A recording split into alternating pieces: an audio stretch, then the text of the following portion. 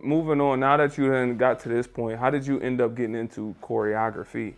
So the choreography kind of started from my teaching, and that even just happened because I was booking all these jobs in heels, high heels, and I was like, this is not normal for me.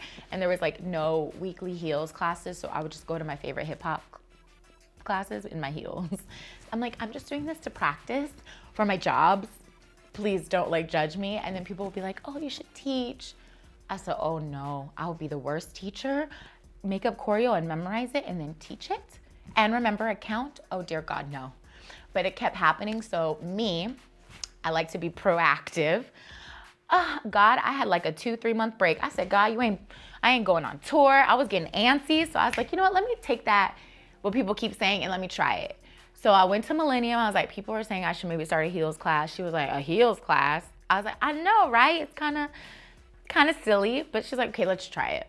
I'll give you those. It was a smaller room.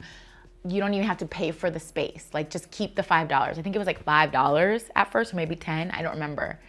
Within like 2 weeks, it became a class. She's like, it's a class. I was like, I'm a teacher at Millennium? This is crazy.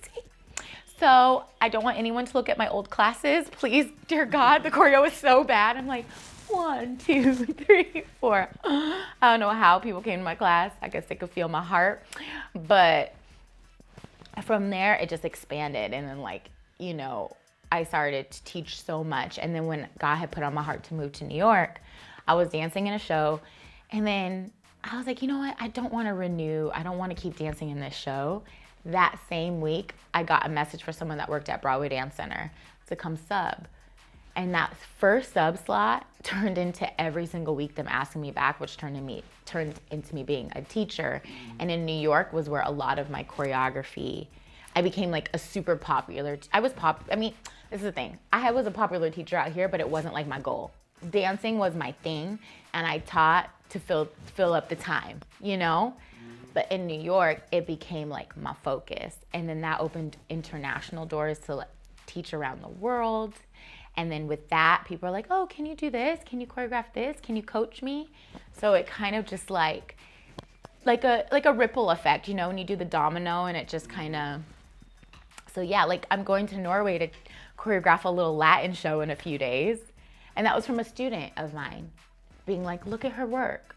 So just kind of like, yeah.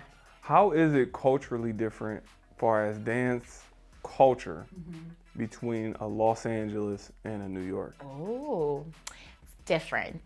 New Yorkers are very like I had to learn how to count when I got to New York. In LA, I'd be like, boom, chicka, ba, ba, 8. They'd be like, okay, you know. But New York, it was like, I'm sorry, what is the count? It's on boom cack. What is boom cack? 3, 8? I don't know. So it actually made me a better teacher. And it's a very educational place because there's every style of dance. I mean, I have to admit, as a teacher, it's actually, I love teaching there because people are like sponges. And they're like, they have mentorships, and it's like a thing. The East Coast, everything is a thing in the East Coast. Now, LA, I do love LA. I'm a Cali girl. This is what I love about LA. It's not really about learning the fundamentals. It's like, give me the choreo so I can perform. That's the difference. No, and how does that translate far as you being able to teach in another country? This is what's cool about dance. They say it's a universal language. It is. Because we all know what 5, 6, 7, 8 means. And then you're just moving. Internationally, I love teaching because they're just like, oh, America, you know, they're so excited, especially like my South Americans. They're like heart, they're like, oh, wow, dance. It's just different because to them, it's like the American dream. And I get to show them that it's actually not that far from their hands.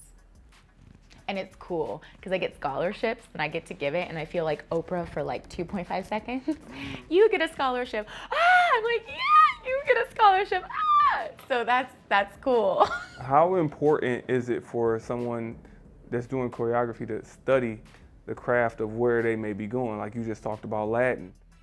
It's important to kind of know what you're stepping into firsthand. I wish I had done that a little bit more because you are more prepared. I think It's so important. Like before you even go to an audition, if you see what the choreographer's name is, especially now that we have Google, you just type it in and look it up. I think that's why dancers are way more talented now. Like I don't have an ego where I could, like my assistants I think are way better than me.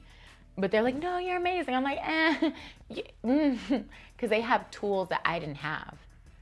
Like we can look on the internet and learn a dance. That's why these 14-year-olds, you see them on the internet. I'm like, are you kidding me? I was still playing Barbies. Like, how do they dance like that? And why are they wearing the outfit? I was not that cool. I did not match like that. Are you kidding me? But you could just look it on Google. Like, that's cool with that mini backpack. You know what I mean? I was trying to set trends when I was 14, and it was not it. Thank you for watching A Wise Way.